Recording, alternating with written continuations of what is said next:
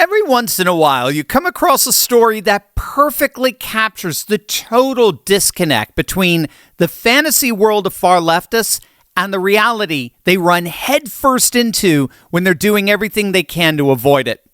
Today is precisely that story. We're about to meet someone who took Trump derangement syndrome to a whole new level only to discover how amazing America and America First truly is.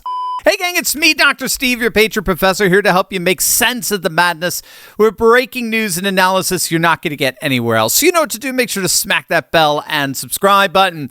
Meet Jane Michelle Ark, a 48-year-old transgender software engineer who is living a comfortable life in San Francisco, one of the most liberal, LGBTQ-friendly cities in the entire nation. But that apparently wasn't enough for Ark. In April of 2025, following President Trump's reelection, Ark decided America had become too dangerous a place for a transgender person to live. So this anti-Trump activist picked up and flew to the Netherlands and formally requested asylum, citing harassment and a frightening encounter with a driver as proof that life in the United States had become unbearable and too dangerous for trans persons.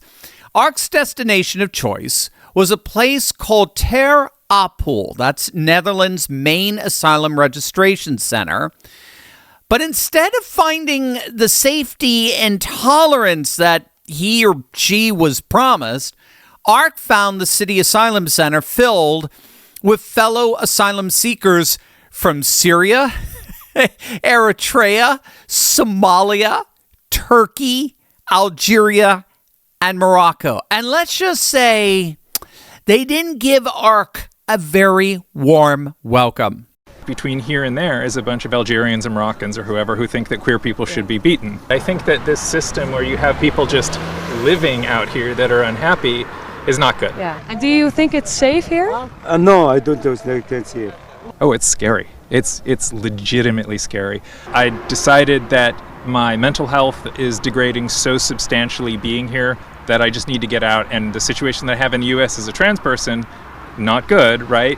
But here I will be hurt or killed. So what do you know? I mean, the very person fleeing America, the supposed land of intolerance and transphobia, San Francisco to boot, ended up hiding from the very people the open borders crowd insists we should welcome with open arms and zero vetting. You literally can't make this stuff up. Ark reportedly wrote online that the Netherlands was actually, quote, dire, and ended up fearing for his life. Now, again, this is a person who was so anti-Trump that he or she left the United States out of fear of Trump voters, and instead ended up getting herded in together with fellow asylum seekers that have absolutely no adherence or loyalty whatsoever to a single Western value that Trump voters don't just affirm, but champion and protect. Again, you can't make this stuff up. And this wasn't just one person's paranoid imagination going on here. By July, Dutch authorities officially designated the area around Ter Apel a, quote, safety risk zone after a wave of stabbings and violent fights broke out at the facility. The country's asylum and migration minister had to send an emergency letter to Parliament announcing preventative searches, extra security cameras, additional guards, and special enforcement officers just to keep basic order at the camp. It got so bad that the Red Cross and a refugee aid group actually suspended their own operations at Ter Apel because they said they could no longer guarantee the safety of their own employees and volunteers. I mean, think about that. The Red Cross, an organization that works in actual war zones, pulled out of a European refugee camp because it was too dangerous. The very refugee camp that this trans activist ended up in. But we're about to see where this story gets almost poetic. The ultimate irony here is that the very people who thought that they were fleeing an unsafe, intolerant, phobic America have themselves become nothing less than the best advertisements for just how accepting and indeed safe America really is. But first, gang, we got somewhere to go together. I want you all to go to turleytalkscrypto.com right now, because something happened this summer that almost nobody explained to you properly, and it affects every dollar that you save. Now, for years, the central bankers wanted one thing. You know what that was, right? They wanted a digital dollar, a digital currency, programmable money with a switch on it, and of course, their hand on that switch. But patriots pushed back. President Trump banned it by executive order. Congress passed a ban this July, but here's the part they buried. That ban is not permanent. It expires December 31st, 2030. The bill that would make it permanent did in fact pass the House, but it got stalled in the Senate. Surprise, surprise, right? We're still waiting for it. And while we wait, Europe approved its digital currency framework in June. They've been running one for years, and the rest of the world is building the thing we just barely postponed. Now, here's the difference that you need to get. An executive order lasts as long as the man who signed it, but 21 million Bitcoin lasts forever. That's why I want you to know about my good friends over at Block Trust. They let you own Bitcoin inside the retirement account you already understand, and they manage it for you. You don't have to do it yourself. In fact, you may not know this, but state retirement systems in Wisconsin and Michigan have held Bitcoin funds since 2024. So this isn't a fringe thing anymore. In fact, President Trump is looking to set up a Bitcoin national reserve.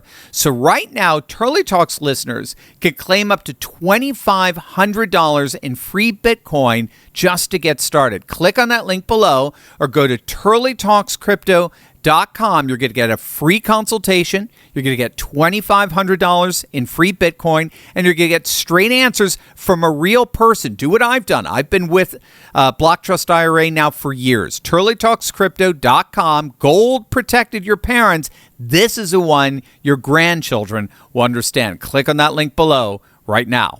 After months of living in fear at Ter Apel, and after the Netherlands ultimately rejected his asylum application, Ark gave up entirely and returned home to California last month. In fact, Ark is even reported in the British Guardian as saying, quote, "This is the dumbest thing I've ever done." Well, perhaps. Yeah. Fleeing a nation because of a perceived danger that doesn't actually exist, only to then find yourself in the midst of that very danger in another country. Yeah, that's pretty dumb. That's for sure. Again, it's a clash between ideologically tainted perception and objective reality. And it's not hard to see. As of this year, 67 United Nations member states still criminalize consensual same-sex relations entirely. 7 of those countries impose the death penalty by law, and 5 more have legal uncertainty, ambiguity over whether execution can be applied. At least 63 UN member states have laws restricting free expression related to sexual and gender identity altogether. So while Ark was pretending that America was too dangerous for a transgender person to live in, again, in San Francisco to boot, there are dozens of countries on this planet right now where you can be legally executed simply for being gay. America doesn't do that. America doesn't throw people off rooftops. America doesn't hand down death sentences for who you love. Now, has President Trump changed federal transgender policy? Yes, absolutely, in accordance with the wishes of about 80% of the voting public. His administration recognizes 2 sexes for federal purposes. The State Department issues passports based on sex at birth, and military policy disqualifies most individuals diagnosed with gender dysphoria unless granted a waiver. Americans are absolutely allowed to disagree with those policies. They can vote against them. They can make their arguments against them. They can challenge them in court. They can protest in the streets. They can criticize the president using every word in their vocabulary. It's called freedom. And Ark got to exercise it Art got to exercise literally every single bit of it. Hop on a plane, leave the country, and then come right back. And might I add, keep on criticizing. Try doing that in most of the 67 countries that make what Ark identifies as a crime. This is what happens when political hysteria replaces basic reality. The grass looked greener across the Atlantic. This trans woman crossed the ocean and found out the hard way that it wasn't. America can frustrate you, can disappoint you. It can elect a president you can't stand. But at the end of the day, it's still a country, a big country that you can come home to, or better yet, never leave in the first place.